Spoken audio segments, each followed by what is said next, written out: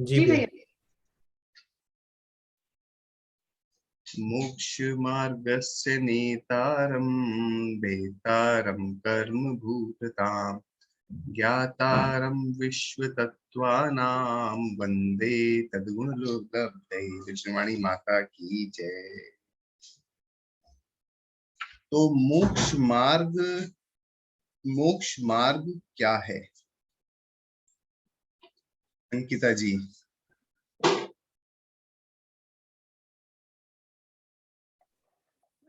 जन्म मरण के चक्र से छुटकारा पाने के लिए वीतराग अवस्था को धारण करना और उस मार्ग पर चलना मोक्ष मार्ग है।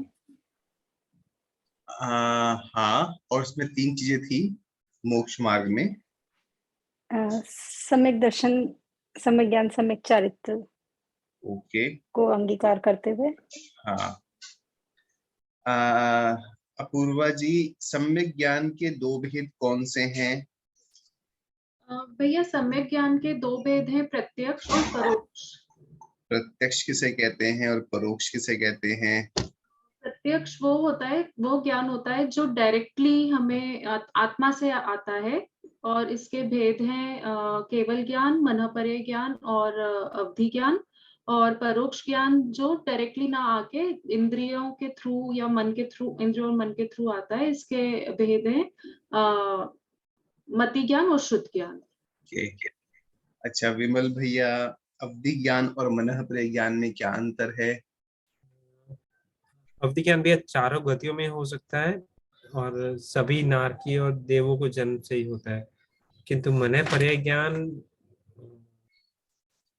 नहीं होता है। और ये मनःपर्य ज्ञान अवधि ज्ञान से ज्यादा सूक्ष्म रूप में होता है। मनःपर्य ज्ञान किसको होता है? ये मुझे याद नहीं है भैया। अंकिता जी। मनःपर्य ज्ञान मनुष्य गति में मुनियों को विशेष तप के प्रभाव से होता है, तप की रिद्धि से। हाँ, बहुत बढ़िया। अरे आदि, आज मैंने तुम्हारा नाम लिया, तुम एकदम से आ गए। जय जिनेन्द्र भैया जी। आज ही मैं पूर्वा जी से कहा था कि आदि नहीं आ रहा आजकल। एग्जाम के आपने मैसेज किया क्या अपूर्वा जी आदि को? नहीं भैया, मैंने मैसेज नहीं किया। क्या बिजी चल रहे थे क्या आदि? नहीं भैया, एक्चुअली आ नहीं पा रहा था, मतलब ट्राई किया था लेकिन आ नहीं पा रहा था कुछ टाइम से। अच्छा अच्छा, ठीक है। टाइम मतलब कभी कभी कहीं जाना पड़ रहा था, फिर टाइम नहीं हो पा रहा था कभी कभी। अच्छा अच्छा अच्छा अच्छा, ओके। अंकिता जी, मति ज्ञान और श्रुत ज्ञान में क्या अंतर है? मति ज्ञान इंद्रियों के द्वारा होता है। हाँ। और श्रुत ज्ञान इंद्रियों के बाद, अभ्यास के बाद जो हमें ज्ञान होता है वो श्रुत ज्ञान होता है। थोड़ी सी गड़बड़ है, थोड़ी सी गड़बड़ है। अपूर्वा जी। नहीं, विमल भैया हैंड रेज कर रहे हैं। हाँ जी विमल जी। मति ज्ञान 5 इंद्रियों और मन के द्वारा होने वाले ज्ञान को कहते हैं। हाँ। और मति ज्ञान से जाने हुए पदार्थ के बारे में और विशेष ज्ञान जो होता है उसको श्रुत ज्ञान कहते हैं। हाँ, तो मति ज्ञान 5 इंद्रिय और मन से हो जाता है, और जो वस्तु जानी उसके बारे में जो विशेष चिंतन होता है उसको अपन श्रुत ज्ञान कहते हैं। ओके। अच्छा, अपूर्वा जी, सम्यक ज्ञान में 3 दोष कौन से हैं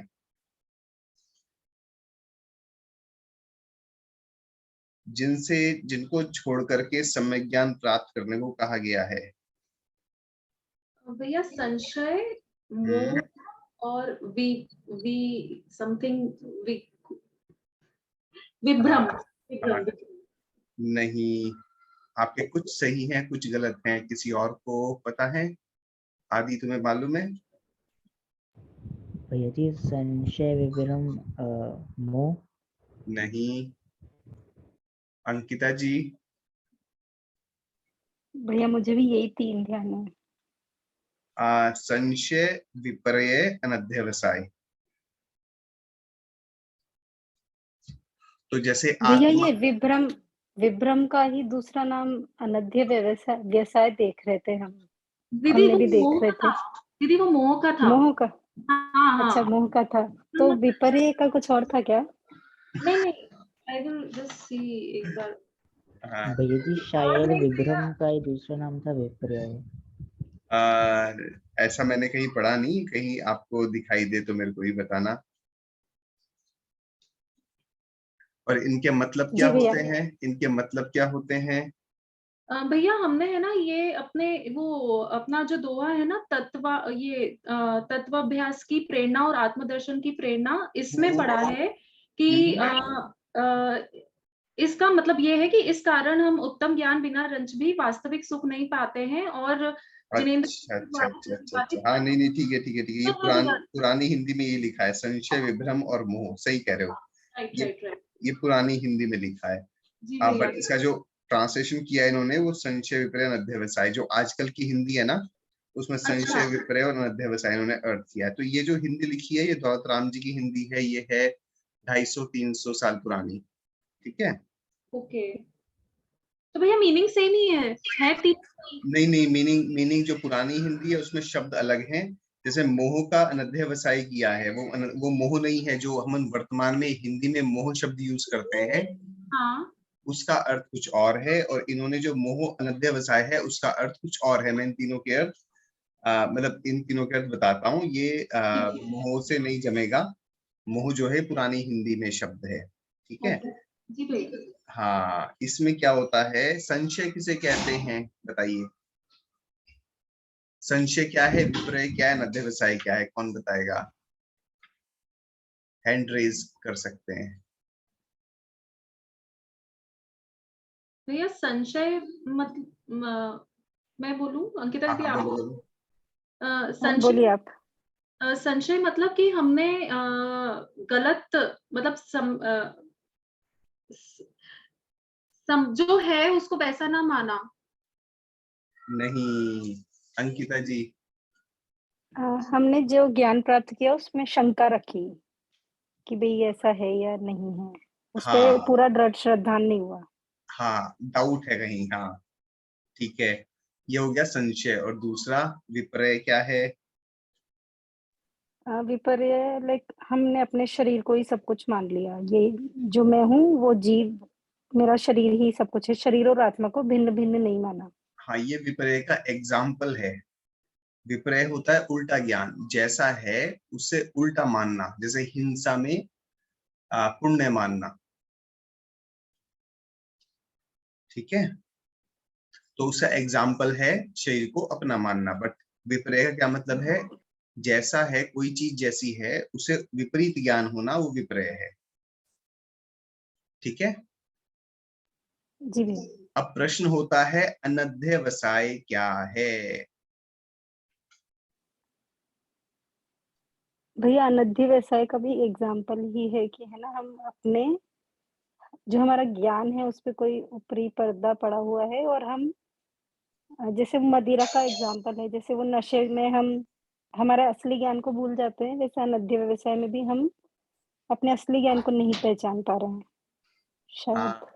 हाँ, नहीं, अच्छा लक्षण नहीं है। जो भी इस लक्षण को बता पाएगा तो मुझे बड़ी खुशी होगी कि अनध्यवसाय थोड़ा ट्रिकी है। तो मैं बताता हूँ अनध्यवसाय। अनध्यवसाय में हमने कोई चीज जानी, ठीक है, और कोई चीज जानी तो हमारे मन में ये विकल्प है कि ये कुछ है, ये कुछ है, मगर क्या है ये नहीं पता। जैसे किसी ने, आपने कोई प्रवचन सुना और उन्होंने बताया कि मोक्ष जाना चाहिए, मोक्ष जाना चाहिए, मोक्ष जाना चाहिए। तो मोक्ष क्या है? आपको समझ में आया कि कुछ है मोक्ष, मगर क्या है समझ में नहीं आया ठीक से, तो अनध्यवसाय है उस चीज का। ठीक है। अधूरा ज्ञान बोल सकते हैं क्या भैया? अधूरा ज्ञान नहीं, इसमें इसका विशेष लक्षण है कि कोई चीज को आपने जाना और आपको ये पता है कि कुछ तो है, मगर आपको नहीं पता कि वो क्या है वास्तविकता में। तो अगर आप उसे अधूरा ज्ञान कहेंगे तो अधूरे ज्ञान को अनध्यवसाय नहीं कहेंगे। अधूरे ज्ञान में आपको थोड़ा ज्ञान हो गया है उसके बारे में, ओके, ठीक है। मगर अनध्यवसाय में आपको बस इतना ही है कि हाँ कुछ है, भाई क्या है पता नहीं। ठीक है। भैया जी फुल फेथ नहीं है उसके अंदर। फुल फेथ क्या, उसमें यही नहीं पता कि वो है क्या चीज। जैसे आपने दूर से देखा तो कुछ उछल रहा है, तो अरे यार कुछ कुछ है, अब क्या है पता नहीं है। पास में देखा तो एक गंजा आदमी उछल रहा था, तो समझ में आया कि हाँ ये गंजा आदमी है। हाँ, मगर ऐसे उस, हाँ एक एक ऐसे कि जो छोटे बच्चे कुछ सुन लेते हैं पूरे दिन उसी को गुनगुनाते रहते हैं, उससे रिलेट कर सकते हैं हम। हाँ, मतलब जैसे आप खुद ही जैसे देखना, मान लो आप सड़क पे गए, और सड़क पे गए, मान लो आप ड्राइव करते हुए जा रहे हैं, और साइड में से कोई चीज जो है बड़ी सी मोटी सी आपको दिखी, मगर आप पूरा ध्यान नहीं दे पाए, क्योंकि आप थोड़ा आपने देखा मगर पूरा ध्यान नहीं दे पाए, आप सामने ट्रैफिक में बिजी थे, तो आपको समझ में तो आया कि कुछ है, मगर क्या है ये नहीं पता पड़ा, तो वो जो है अनध्यवसाय है। ठीक है भैया। है ना। ऐसे आपने मान लो महाराज जी का प्रवचन पढ़ा है, शास्त्र पढ़ा, और उसमें पढ़ा निर्जरा, अब निर्जरा कुछ तो है, अब क्या है पता नहीं, तो ये अनध्यवसाय। ये हम बहुत चीजों के पीछे हमारा अनध्यवसाय रहता है। आप देखोगे कई चीजों के हमें नाम तो पता पड़ जाते हैं, मगर वो क्या है कुछ समझ में नहीं आता, है ना। तो वो अनध्यवसाय। ओके, अच्छा एक सेकंड में दरवाजा बंद करता हूँ।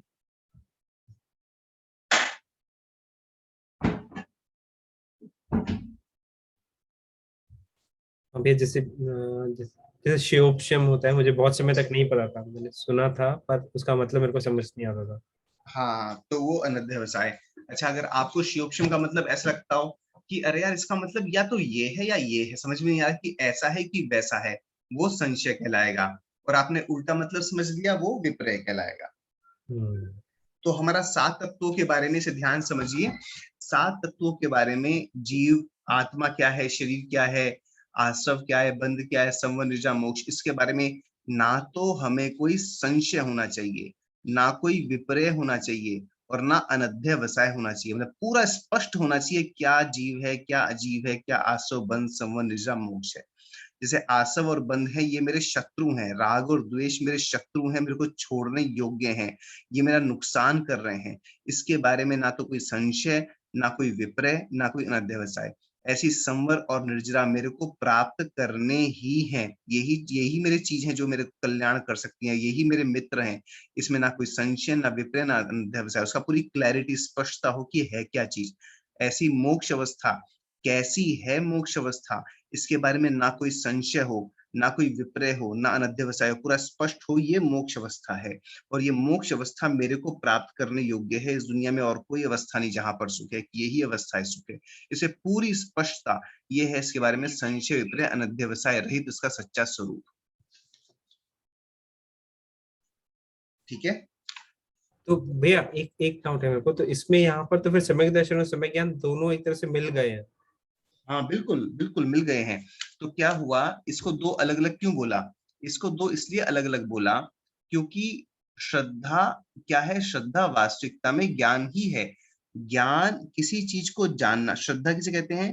किसी चीज को जानना, निर्णय रूप जानना, उसे ही हम श्रद्धा बोल देते हैं।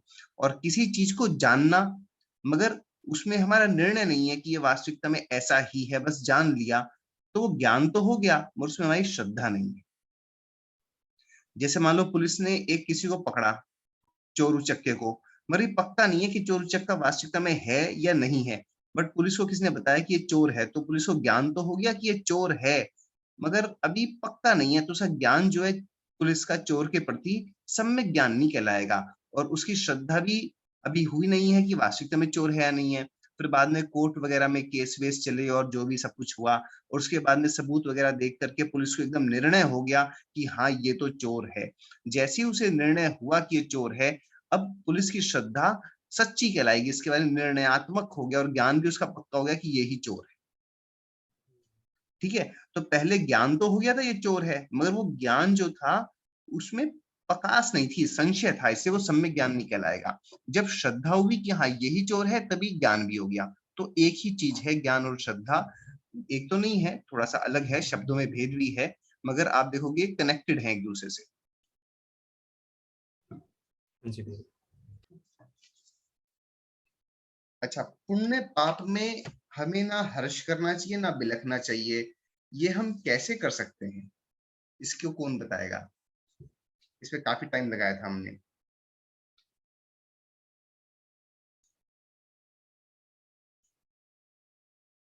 अंकिता जी। समता भाव धारण रखना चाहिए, पुण्य में भी और पाप में भी। और समता भाव कैसे ध्यान रख लोगे आप? 7 तत्वों पे श्रद्धान करके सब कर्मोदय हैं, कर्मोदय से है हमारे पुण्य भी हाँ और पाप भी, तो हाँ, ऐसे फिर हमें समता भाव रखना चाहिए। बहुत ही बढ़िया। और कोई किसी का विचार, पुण्य पाप में हम एक भाव कैसे रखें? कोई और कुछ बोलना चाहेगा?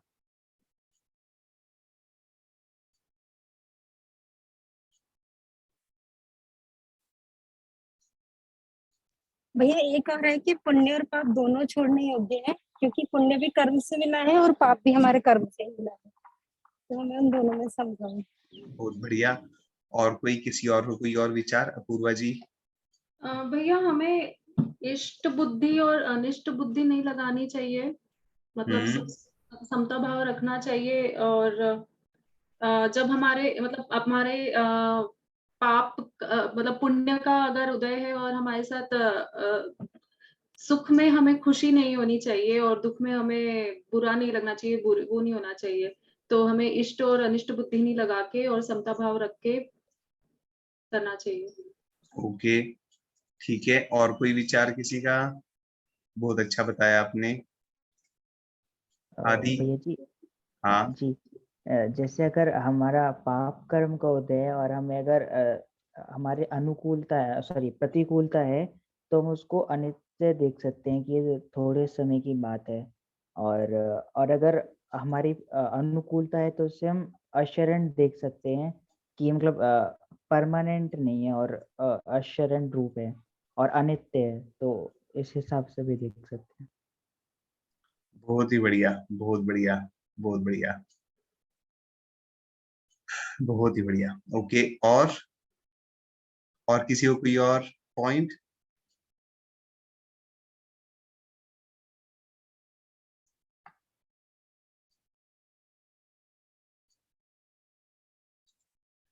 हमने भेद विज्ञान के ऊपर काफी चर्चा करी थी, नहीं याद है?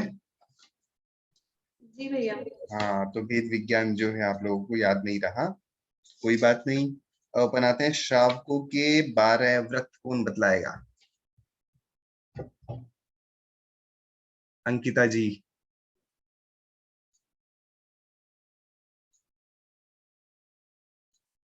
भैया 5 अणुव्रत, हम्म अहिंसा, सत्य, अचौर्य, हम्म परिग्रह और ब्रह्मचर्य, 3 शिक्षाव्रत, दिग्व्रत, देशव्रत और अनर्थ दंड व्रत, और नहीं।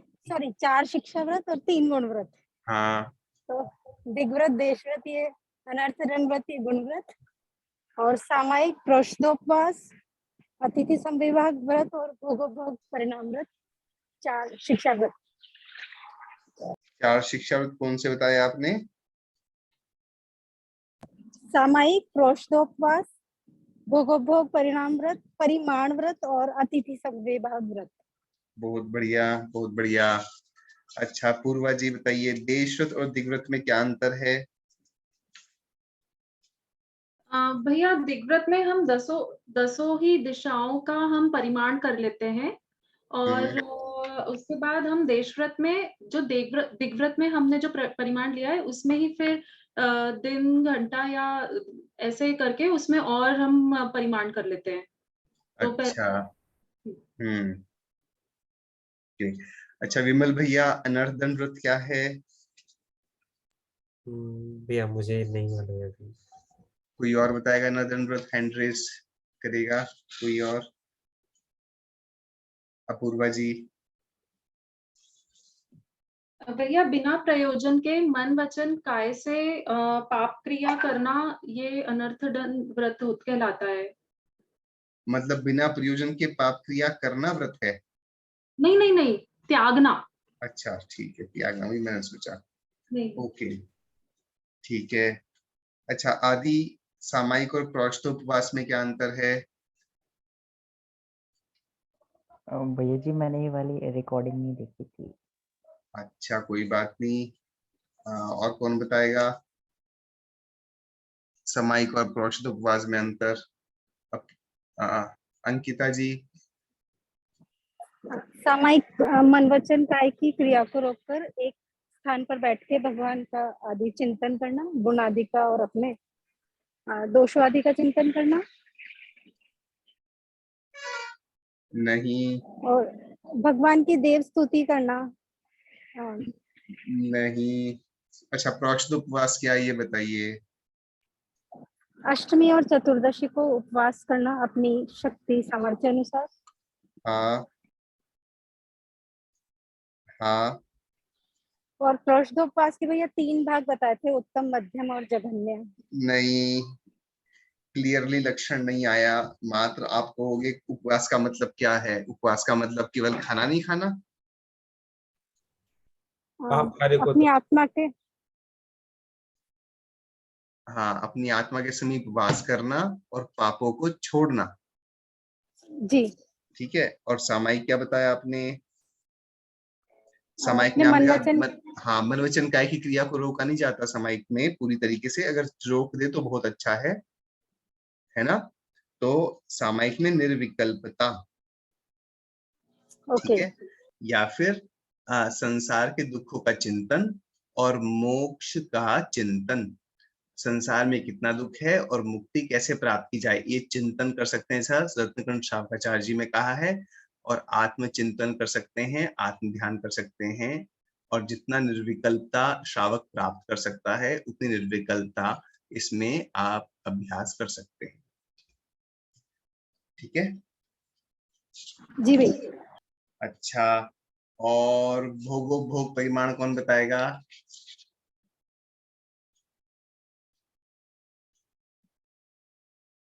भोग और उपभोग में क्या अंतर होता है।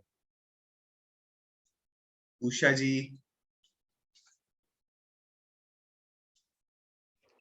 जी भैया, भोग तो हम जो छोटी जो सब चीजें हम काम में लेते हैं उनका यूज करना, जैसे बार बार यूज करना, जैसे कि नहीं, एक ही बार यूज करना। और जैसे कि हम खाने वगैरह की चीजें हो गई। हाँ और हाँ जी। उपभोग में हम उन चीजों को बार बार यूज कर सकते हैं, हाँ ठीक है जी, बहुत जैसे बढ़िया। कपड़े वगैरह हो गए जैसे। हाँ, 12 व्रतों के नाम किस किस को याद हैं।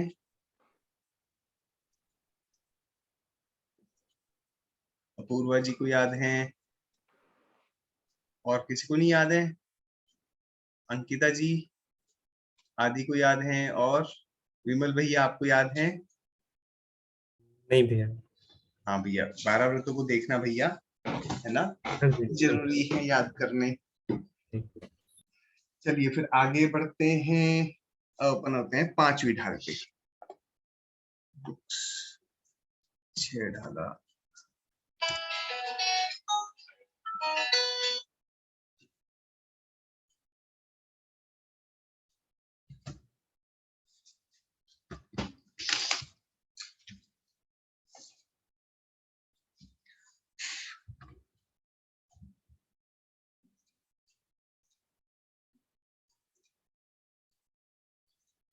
चौथी ढाल हमारी पूरी हो गई थी, है ना। और हम 5वीं ढाल हमें शुरू कर रही थी। जी भैया।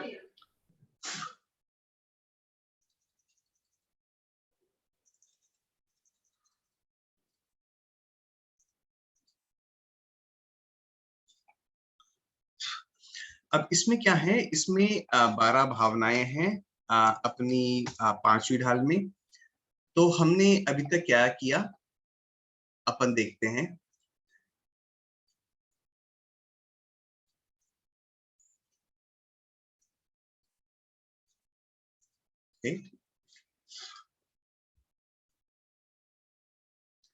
पहली ढाल में हमने क्या पढ़ा,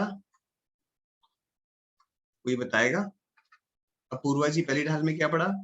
यह 4 गति में भ्रमण और उसके दुख। ठीक है। दूसरी ढाल में क्या पढ़ा। उसका कारण, 4 गतियों में घूमने का कारण जो मिथ्या दर्शन ज्ञान चरित्र है। हाँ हाँ। और थर्ड ढाल में क्या पढ़ा। थर्ड ढाल में हमने उसका उपाय, सम्यक दर्शन, सम्यक ज्ञान, सम्यक चरित्र है, बट हमने डिटेल में मतलब सम्यक दर्शन ज्ञान चरित्र के बारे में पढ़ा। और फिर 4th में सम्यक ज्ञान के बारे में और श्रावक चरित्र के बारे में। बहुत बढ़िया। ठीक है। ओके, श्रावक चैत्र के बारे में पढ़ा। अब अपन आते हैं फिफ्थ ढाल के बारे में। ठीक है, तो फिफ्थ ढाल में है 12 भावनाएं। यह हमने श्रावक का चैत्र पढ़ा। सिक्स ढाल में मुनि का चरित्र है। तो मुनि के चरित्र ही एक्चुअली देखा जाए तो चौथे के बाद में ये पांचवा करना चाहिए था, बट बीच में पांचवी ढाल एक्स्ट्रा जोड़ी दौलतराम पंडित दौलतराम जी ने, कि ये 12 भावनाएं बताई। जो 12 भावनाएं, भावनाओं का मतलब होता है जिनको बार बार भाया जाए। जैसे कोई चीज अपन बार बार करते हैं ना, जैसे चटनी बनाते हैं सिलबट्टे पे, तो बार बार बार बार बार बार पत्थर को जो है रगड़ते हैं। जो आयुर्वेद में औषधि बनाते हैं खलबट्टे में, है ना, खलबट्टा होता है। तो इस खलबट्टे के अंदर भी औषधि को बार बार बार बार बार बार घोटा जाता है, और इसको अपन कहते हैं भावना देना। ठीक है, और आयुर्वेदा में एक सूत्र होता है मर्दनम गुण वर्धनम। ठीक है, मर्दनम गुण वर्धनम। इसका क्या मतलब होता है, जितना आप मर्दन करोगे औषधि को बार बार बार बार, उतने उसे गुण जो है वृद्धि को प्राप्त हो जाएंगे। ठीक है, इसी प्रकार से जैसे यहाँ पर हमने बार बार मर्दन किया तो औषधि के गुण बढ़ जाते हैं, उसी प्रकार से भावनाएं हम बार बार भाते हैं तो हमारी आत्मा के अंदर उसके संस्कार गहरे होते चले जाते हैं, और ये हमारे आत्मा का पवित्रीकरण करना शुरू कर देती हैं। इससे हमें 12 भावनाओं से क्या फायदा होता है, इसको आप ध्यान रखिए, नोट कीजिए। 12 भावनाओं से हमें वैराग्य की प्राप्ति होती है, सुख की प्राप्ति होती है। कार्तिकेयोपदेशा ग्रंथ में आया है 12 भावनाओं से सुख की प्राप्ति होती है। सुख कैसे होता है, क्योंकि इससे वैराग्य होता है। वैराग्य का क्या मतलब है कि हमारा पर वस्तु से राग और द्वेष खत्म हो जाता है, और जहां राग और द्वेष कम होता है वही हमें मानसिक शांति और मानसिक सुख की प्राप्ति होती है, और हम सब चीजों से डिटैच फील करते हैं। और फिर 12 भावनाएं भा करके जीव जो है भा करके उसका इतना वैराग्य जब प्रबल हो जाता है तो वो मुनि दीक्षा लेकर के मोक्ष की साधना करता है। ठीक है, इसलिए 12 भावनाएं बहुत उपयोगी हैं। अब इसमें क्वेश्चन ये है कि बार बार भाने का क्या मतलब है। ठीक है, आपने भा लिया एक बार अच्छे से और भा करके आपको बात आ गई समझ में, बार बार भाने की आवश्यकता क्यों है, तो इसके बारे में हम समझते हैं। जैसे हमारा मान लो कमरा है, ठीक है, कमरे में आपने सफाई करी, ठीक है, और सफाई करने के बाद कमरा साफ हो गया, मगर फिर से वापस खिड़की से दरवाजे से धूल आ गई और धूल से वो फिर गंदा हो गया, तो आपको फिर साफ करना पड़ता है। इसी प्रकार से हम 12 भावनाएं भाते हैं, हमारे चित्त में कषाय कम होती हैं, हमें वैराग्य की उत्पत्ति होती है, मगर हम उसके बाद बहाना हमने कुछ समय के लिए छोड़ देते हैं, तो पुनः हमारे मोहनीय कर्म की वजह से, पुराने कुसंस्कारों की वजह से फिर से हमें चीजों के प्रति राग आना, मोह आना शुरू हो जाता है, और इसलिए उनको पुनः हमें अपनी आत्मा के पवित्रीकरण के लिए इसको फिर से भाना चाहिए। इसलिए 12 भावनाओं को बार बार भाने के लिए कहा गया है। ठीक है, अब 12 भावनाओं में अधिकतर क्या करते हैं समाज के अंदर, 12 भावनाओं के अंदर पाठ को पढ़ा जाता है। आपने देखा होगा राजा राणा छत्रपति हातिम के सवार इत्यादि, है ना, मगर पाठ पढ़ना मात्र 12 से 12 भावनाएं पूरी नहीं हो जाती, हमें उसको वास्तविकता में भाना चाहिए ताकि वो हमारे अंदर तक घुसे। क्या कहना चाह रहे हैं, अनित्य कहना चाह रहे हैं, अनित्य भावना है तो हम सब चीजों को अनित्य देखना शुरू करें। ठीक है, हम ये निर्णय करें कि वास्तविकता में सब कुछ अनित्य है, वास्तव में सब कुछ अक्षरण है, वास्तविकता में संसार में घूम रहा हूँ, और निर्णय कर लिया। पहले निर्णय तो सम्यक दर्शन में हो जाता है, वैसे निर्णय कर लिया उसके बाद में भी इसको बार बार भाना, क्योंकि पुराने मोह के संस्कारों से वो हमारे जो सुसंस्कार हैं वो विस्मृत होते चले जाते हैं, और कुसंस्कार हावी होना शुरू हो जाते हैं। कुसंस्कारों को खत्म करने के लिए इसे बार बार भाना आवश्यक है। अब अपन 12 भावनाओं को पढ़ते हैं यहाँ पर। तो मुनि सकल व्रत बड़भागी, भवभोगन तय वैरागी, वैराग्य उपावन माई, चिंतन उपेक्षा भाई। अर्थ कह रहे हैं कि हे भाई, संसार और भोगों से विरक्त मुनि महाराज कैसे हैं, संसार और भोगों से विरक्त हैं। पुण्यवान हैं, महाव्रती मुनि वैराग्य को उत्पन्न करने के लिए माता के समान अनुप्रेक्षा का चिंतन करते हैं। तो मुनि महाराज कैसे हैं? इस संसार से विरक्त हैं। इसका क्या मतलब है? जो संसार भ्रमण है हमारा, इससे विरक्त, विरक्त मतलब इसमें डिसइंटरेस्टेड, इसमें इंटरेस्ट नहीं बचा, इसको छोड़ने का मन आ गया उन्हें संसार में भ्रमण का। और जो भोग हैं हमारे विषयों के, पांचों इंद्रियों के, इनसे विरक्त, क्योंकि ये दुखदायक हैं, ये भी दुखदायक है, बस ये समझ में आ गया उनको। और पुण्यवान है, महाव्रती मुनि महाराज क्या होते हैं? बहुत पुण्य उन्होंने किया होता है जो वो महाव्रती बन पाते हैं, इसलिए उनको पुण्यवान कहा गया है। ये अपने अंदर वैराग्य को उत्पन्न करने के लिए, वैराग्य जो है सुख को प्रदान करता है, इसको उत्पन्न करने के लिए और ये मुक्ति को प्रदान करने में सहायक होता है।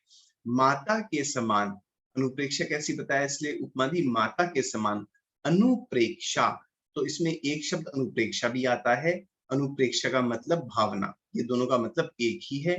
हिंदी में अधिकतर हम भावना बोल देते हैं, और संस्कृत में मुझे पता नहीं भावना शब्द है नहीं है, बट संस्कृत में अनुप्रेक्षा नाम का शब्द काफी आता है। अनुप्रेक्षा मतलब बार बार बार बार उसे भाना।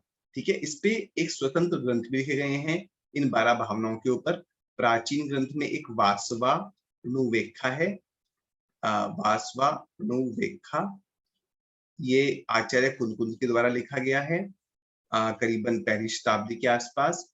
और फिर कार्तिके अनुप्रेक्षा नाम का ग्रंथ है। ये वाला ग्रंथ मेरे ख्याल से शायद 3वीं शताब्दी के आसपास लिखा गया। दोनों ग्रंथ प्राकृत में हैं। वासवानुवेखा थोड़ा छोटा ग्रंथ है और कार्तिक अनुप्रेक्षा थोड़ा बड़ा ग्रंथ है। ठीक है, ये ग्रंथ बिल्कुल पढ़ने लायक है। वासवानुवेखा तो बहुत छोटा सा है, बड़े आराम से पढ़ सकते हैं। कार्तिक अनुप्रेक्षा थोड़ा सा लंबा है, बट बहुत ही बढ़िया और बहुत ही सरल ग्रंथ है। ठीक है, अब ये भावना भाने से फायदा क्या होता है ये बतलाते हैं।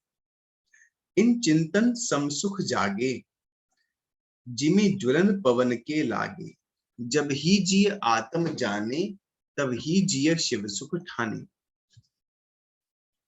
इन भावनाओं के चिंतन से समता का सुख जागता है। समता किसे कहते हैं? ठीक है, समता ये शब्द आपने सुना होगा। समता का मतलब क्या है? समता बना है शब्द सम से। ठीक है, तो सम मतलब समान।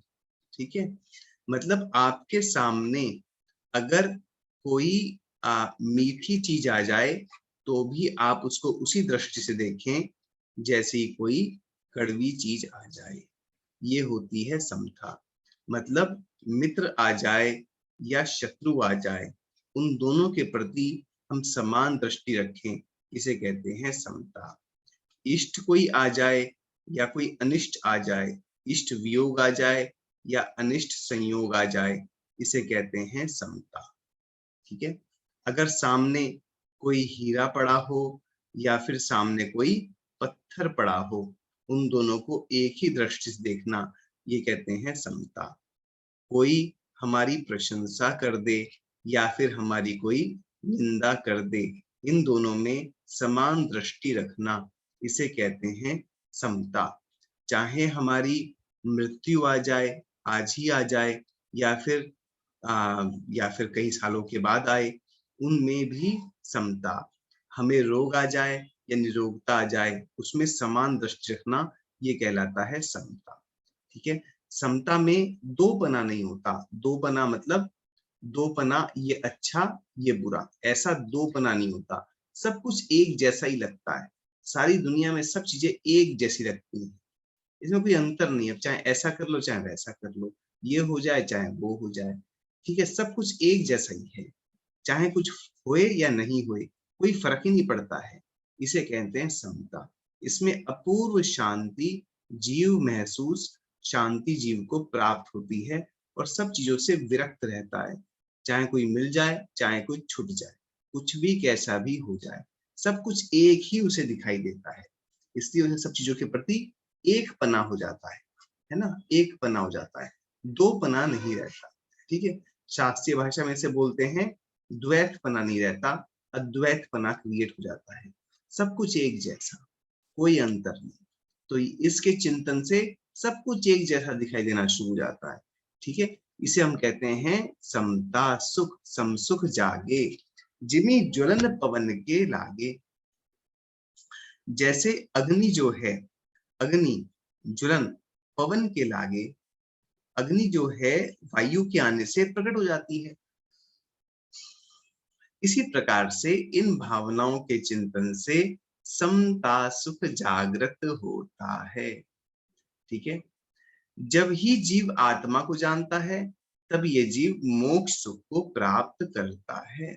ठीक है, ये समता समझ में आया आपको सबको, समता का क्या मतलब है? ठीक है, अब अपन आगे बढ़ते हैं। अब सबसे पहली भावना है, हाँ आदि। भैया जी जैसे समता के अंदर हम, जैसे आपने बताया कि सब कुछ एक जैसे ही रहता है, सब कुछ एक समान है, उसके अंदर दो पना नहीं होता। तो फिर हाँ। फॉर एग्जांपल जैसे हमने किसी से किसी की पेमेंट हमारे पास आ रही है और हमने उससे फॉर एग्जांपल 100 रुपये मांगे थे, लेकिन उसने 50 रुपीज दिए, तो फिर उसमें मतलब हम उसमें एक एक समान कैसे देख सकते हैं? मतलब जब सब कुछ समान देखना शुरू करेंगे ना तो धंधा भी छोड़ देंगे। जो ये समता है, ये समता पूरी तरीके से साधु ही पाल सकते हैं। ठीक है, श्रावक इसको नहीं पाल सकता, बट श्रावक किसमें पाल सकता है? अपनी बाउंड्रीज जो उसकी हैं, है ना, जैसे भोगो भोग परिमाण हो गया, उसने अपनी बाउंड्री तय कर ली, उसका बिजनेस हो गया। ठीक है, तो उसमें तो वो विषम रहेगा, ये अच्छा ये बुरा, मगर उसकी बाउंड्री के बाहर की जो चीजें हैं उसमें वो समता धारण करेगा। जैसे दिग्व्रत हो गए, देशव्रत हो गए, भोगो भोग परिमाण हो गए। अब से मेरी दुकान में कोई आएगा, 100 रुपए मैंने मांगे हैं तो 100 रुपए दे तो ठीक, और नहीं दे तो जो है ठीक नहीं है। मगर साथ वाली दुकान का धंधा कितना बढ़ रहा है, कितना घट रहा है, उसमें उसे समता है। उसे अच्छा हो जाए तो ठीक, नहीं अच्छा हो तो ठीक, मतलब उसमें चलो ठीक है, वो उसका भला कर देगा, बुरा नहीं होगा। बट श्रावक के केस में पूर्ण समता नहीं है, श्रावक के केस में लिमिटेड समता है, किंचित समता है। मगर श्रावक भी जब सामायिक करेगा, ठीक है, श्रावक को भी सामायिक बताया है, आप भी सामायिक कर सकते हैं, अगर प्रतिमा नहीं धारण करी तो भी सामायिक कर सकते हैं। सामायिक में सारे हिंसा झूठ चोरी पगड़े कुछ को त्याग कर पूर्ण समता हम धारण कर सकते हैं। मगर वो समता भी जो है हमारी साधु के तुल्य तो नहीं है, पर साधु जैसी कही गई है शास्त्रों के। ठीक है जी भैया जी। ठीक है, तो जो अपने लिए अप्रयोजनीय है, अप्रयोजनीय चीजें हैं, ठीक है, उन विषयों में तब भी मेरे ख्याल से उन विषयों में तब भी समता जीव रख पाए।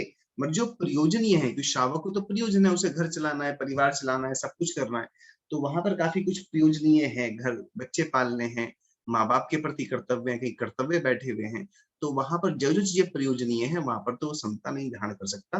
बट हाँ, कथनचित समता वो धारण कर सकता है। कथनचित समता का मतलब यही है कि उसमें अपना जो राग और द्वेष है वो जो है उसका अगर वो प्रतिमाधारी बन जाता है तो अनंत अनुबंधी और प्रत्यक्ष अनावरणी वाला ना रहे, प्रत्यक्ष अनावरणी और संयोजन वाला हो जाए, इतना वो राग द्वेष कम कर सकता है, मगर उससे ज्यादा वो नहीं कर सकता। ठीक है ना? जी भैया जी। भैया जी प्रत्याख्यान और प्रत्याख्यान ये सब क्या होता है? संजोलन। ये 4 प्रकार की कषाय होती हैं, हमारी कषाय 4 प्रकार की होती है। जो क्रोधमान मायालोक पढ़ी है ना तुमने, ये क्रोधमान मायालोक 4 प्रकार की हो जाती हैं, अनंतानुबंधी और अप्रत्याख्यानावरणी और प्रत्याख्यानावरणी। ये बाकी लोग जानते हैं इनको या नहीं जानते? अगर नहीं जानते तो मैं और थोड़ा ज्यादा समझाऊं, अगर जानते हैं तो ठीक है। नहीं भैया, डिटेल्स में नहीं, सिर्फ नाम ही पढ़े हैं। अच्छा अच्छा अच्छा अच्छा। तो अनंत अनुबंधी कषाय जो है सामान्य रूप से सब जीवों को होती हैं, मतलब ये चारों की चारों कषाएं सामान्य रूप से जितनी मिथ्या दृष्टि जीव हैं उन सबको चारों प्रकार की कषाय होती है। ठीक है, जो कोई व्यक्ति इसमें सबसे जो ज्यादा खतरनाक है वो अनंतानुबंधी है, उससे कम खतरनाक अप्रत्यक्षानावरणी है, उससे कम खतरनाक प्रत्यक्षानावरणी है, और उससे कम खतरनाक संजुलन है। ठीक है, तो ये सबसे ज्यादा खराब, ये उससे कम खराब, ये उससे कम खराब, और ये उससे कम खराब। ठीक है, तो अनंतानुबंधी हमारे अनंत संसार को अनंत संसार में परिभ्रमण में कारण बनती है, इसलिए अनंतानुबंधी कहलाती है, संसार चक्र को चलाए रखती है। जब जीव सम्यक दर्शन को प्राप्त करता है, ठीक है, किसको प्राप्त करता है? सम्यक दर्शन को प्राप्त करता है, तो उसकी अनंतानुबंधी कषाय खत्म हो जाती है। उसकी 3 कषाय बचती हैं, अप्रत्यक्षानावरणी, प्रत्यक्षानावरणी और संजुलन। इसमें जो सबसे डेंजरस कषाय है अप्रत्यक्षानावरणी, इन तीनों के अंदर ये अप्रत्यक्षानावरणी उसे व्रतों को अंगीकार नहीं करने देती। मतलब एक देश संयम, एक मतलब प्रथमा 12 व्रत, अपन मैं सामान्य आसान भाषा में बताता हूँ आपको।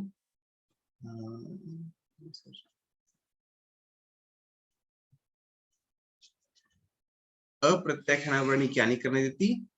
ये उसे 12 व्रत धारण नहीं करने देती। जो 12 व्रत हमने बताए ना वो, और फिर प्रत्यक्ष अगर मान लो अब वो 12 व्रत धारण कर लेता है, 12 व्रत धारण कर लिए, तो अब अप्रत्यक्षानावरणी भी खत्म हो जाती है, वो उसको भी जीत लेता है। फिर वो प्रत्यक्षानावरणी और संजुलन रह जाती है। तो एक मिनट,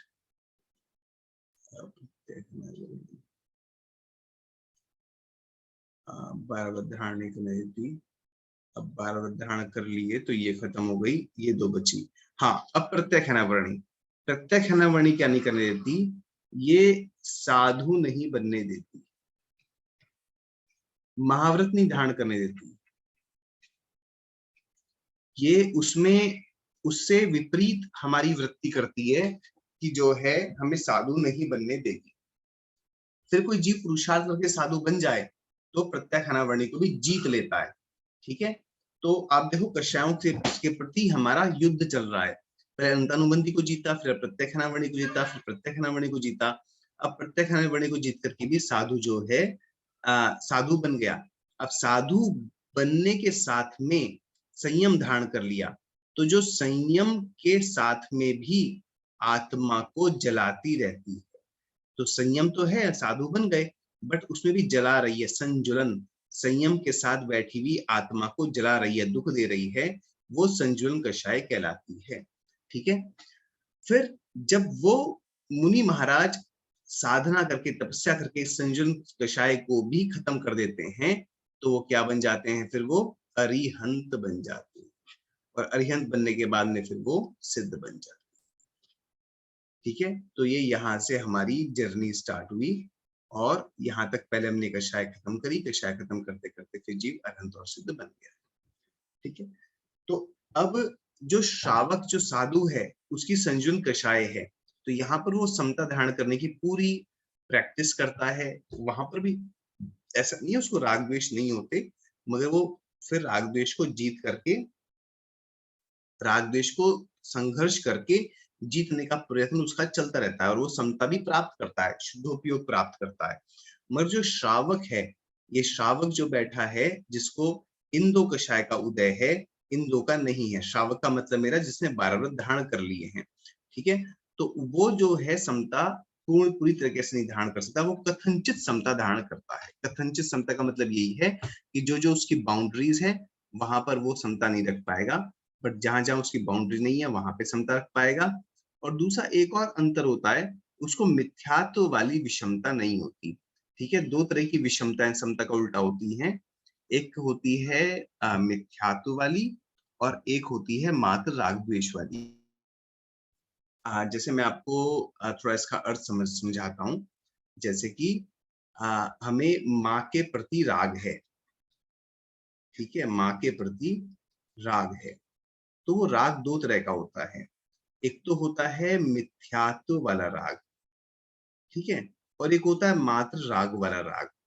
तो मिथ्यात्व वाले राग में क्या होता है? जैसे मिथ्या दृष्टि सोचे, मेरी माँ ने मेरे को पैदा किया, ठीक है, मेरी माँ ने मेरे को पैदा किया। अब वो ये मिथ्या दृष्टि क्या मानता है कि शरीर ही मैं हूँ, और शरीर को किसने पैदा किया? माँ ने पैदा किया। तो माँ कौन है? माँ मेरी जननी है। तो जब ये भाव आया कि माँ ने मेरे को पैदा कर दिया, जिसने मेरे को पैदा किया, तो उसके प्रति उसको बहुत ही राग और बहुत ही आसक्ति रहती है। ठीक है, तो ये एक जाति का राग है। जिसको अनंतानुबंधी कषाय है, उसको इस जाति का राग माँ के प्रति हो सकता है। ठीक है, उसे इस प्रकार के राग रहेंगे। और दूसरा, इसने मिथ्यात्व को जीत लिया है। तो मान लो सम्यक दृष्टि है और उसने व्रत ग्रहण नहीं किए, तो उसको ये 3 कषाय तो है, बट अनंतानुबंधी नहीं है। तो अब वो समझता है कि माँ ने मेरे को पैदा मात्र व्यवहार से किया है, वास्तविकता में नहीं किया। मेरे को मनुष्य भव में आने में ये निमित्त हुई है।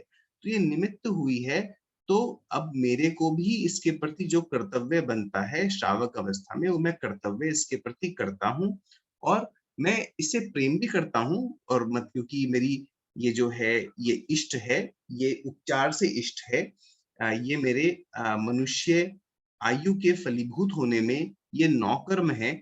इसे इस नौकर्म के लिए भी मैं जो कर्तव्य है वो पूरा करता हूँ। मगर वो उस माँ को, इस माँ ने मेरे को पैदा ही किया है, ये माँ ही मेरी जननी है, इस दृष्टि से उसके प्रति राग नहीं करता। वो उसका सच्चा स्वरूप समझते हुए, अपना स्वरूप समझते हुए, जो उसका यथा योग्य कर्तव्य है वो करता है। और उसके प्रति जो राग करता है, वो उसका राग मोह से दूषित नहीं होता, वो उसका राग इष्ट है।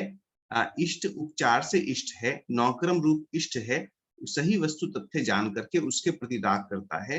ऐसा राग सम्यक दृष्टि को होता है, जो कि सो केवल ये 3 कषाय। थोड़ा टेक्निकल हो गया है ना? समझ में आया क्या? जी भैया जी। ओके, ठीक है। तो 8 बज गए। किसी को कोई क्वेश्चन? भैया ये चारों कषाय में आपने बोला कि पहले ये अनंतानुबंधी, मतलब ये सीक्वेंस में ही हम खत्म करते जाते हैं, यही सीक्वेंस रहता है? नहीं, जो थोड़े से ऐसा भी होता है कि आप सीधा का सीधा लोग जो हैं श्रु की 3 कषाय एकदम से खत्म कर देते हैं, अनंतानुबंधी, अप्रत्याख्यान और प्रत्याख्यानवाणी, तीनों की तीनों को जीतकर सीधा संजुलन कषाय का उदय आ जाए, ऐसा भी हो जाता है।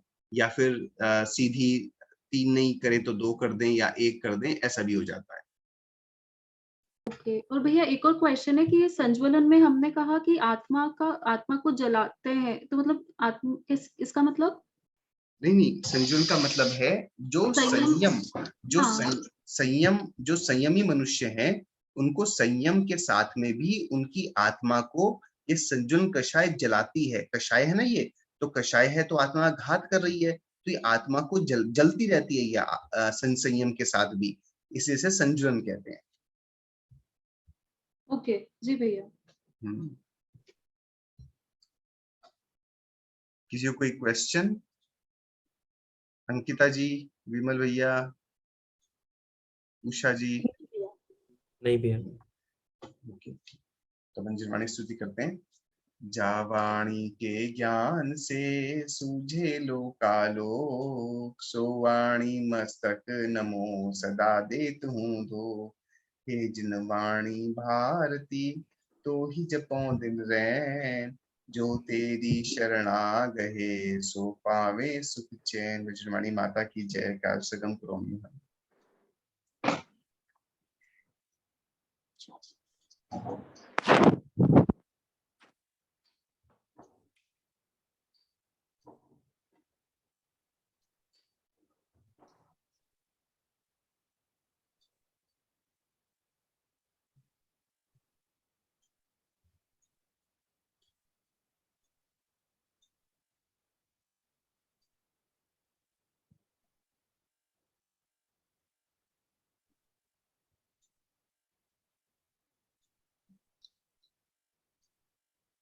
जय जिनेन्द्र सभी को। जय जिनेन्द्र भैया, जय जिनेन्द्र सभी को। जय भैया। भैया ये एग्जाम है ना 5-5 6-6 ढाल के बाद ही हाफ में भी कर सकते हैं भैया। लाइक बहुत अच्छा लगा, आज लगा कि मतलब याद नहीं करते तो सब भूल जाते, थोड़ी हाँ, तो प्रैक्टिस भी हो बिल्कुल। जाती है भैया। हाँ, तो कोई बात नहीं, अगली बार अपन पहली ढाल का टेस्ट कर लेते हैं, पुराना रिवाइज हो जाएगा। हाँ भैया, अगर सब लोग रेडी है तो कर लें सब लोग, बताओ पहली ढाल पे करें या दूसरी ढाल पे करें या तीसरी ढाल पे करें, जैसा आपको ठीक लगे। पर रिवीजन करना पड़ेगा एक बार। हाँ तो करना ही चाहिए। जी भैया जी, किसी पर भी आप ले हाँ तो सकते पहली ढाल पे अपूर्वा जी आप अनाउंस कर देना। जी भैया। हाँ पहली ढाल पे, और अपन फिर 5 ढाल कंटिन्यू कर लेंगे, 10 मिनट वो कर लेंगे टेस्ट। ठीक है, ठीक। चलिए। जय जिनेन्द्र सभी को, जय जिनेन्द्र जी, जय जिनेन्द्र भैया। जय जिनेन्द्र।